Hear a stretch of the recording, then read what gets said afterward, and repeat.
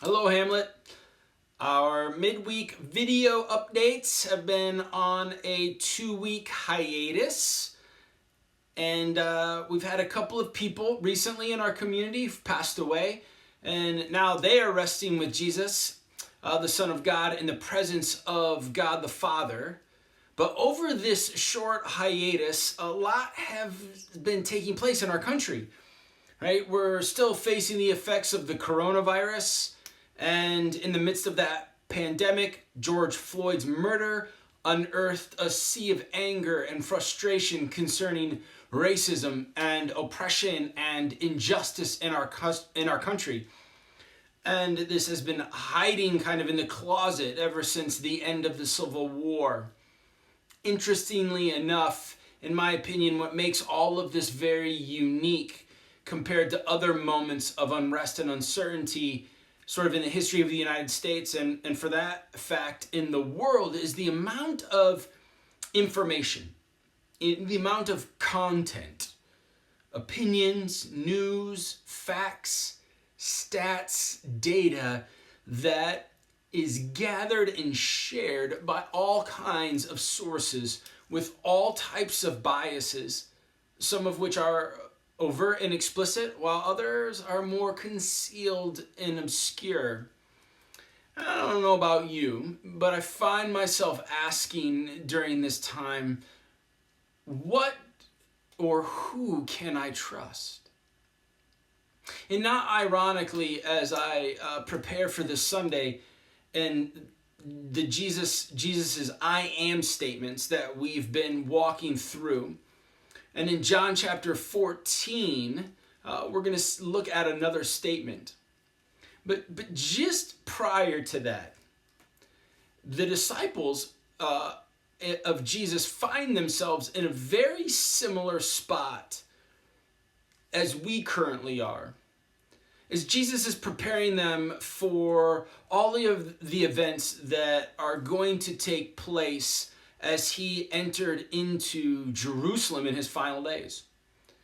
You can go back to John 13 and beginning in verse 31.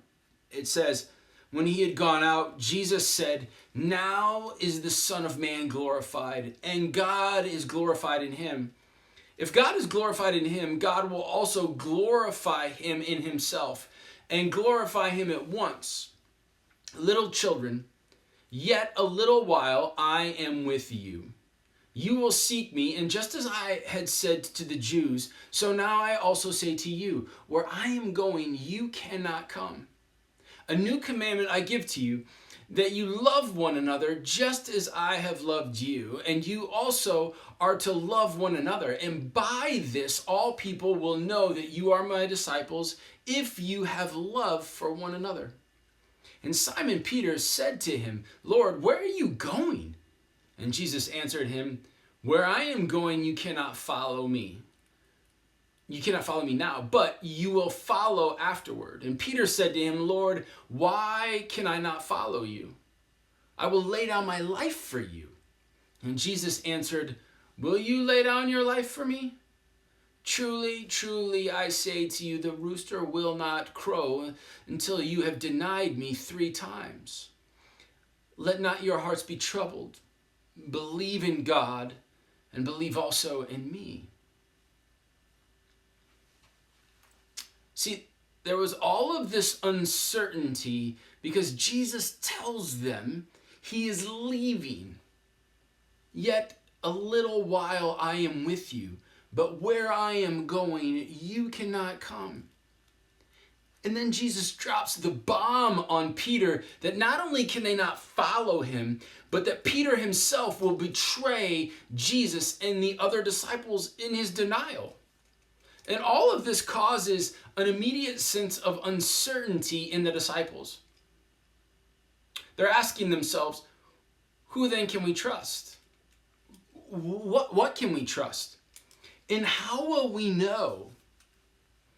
And so Jesus assures them, trust in God, trust also in me. Which brings me to this point of trust. For trust to really take place, we need to know, like relationally. Not like 2 plus 2 is 4, but to know like an intimate relationship with like a significant other or like a best friend. In this manner, trust is this combination of understanding, experience that's developed in real time. And so my encouragement to you today, in order to build trust, is to put down the iPad, put down the mobile phone, turn off the television, the radio, and seek Jesus and begin to build trust in God and also in Jesus. First, look to Jesus because he is the image of God, the full representation of God the Father. In seeking him, trust in his words, trust in his actions, in his posture, in his outlook, in his directions.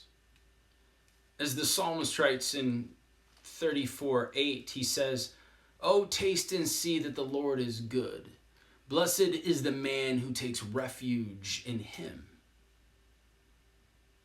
So I want to share with you today a practical exercise that you can start today to build trust in Jesus as you begin to walk through the rest of your week and maybe into the next coming months and into the next part of this season in which you're trying to discern in these times of uncertainty. In these times where you're asking yourself, who can I trust? What can I trust?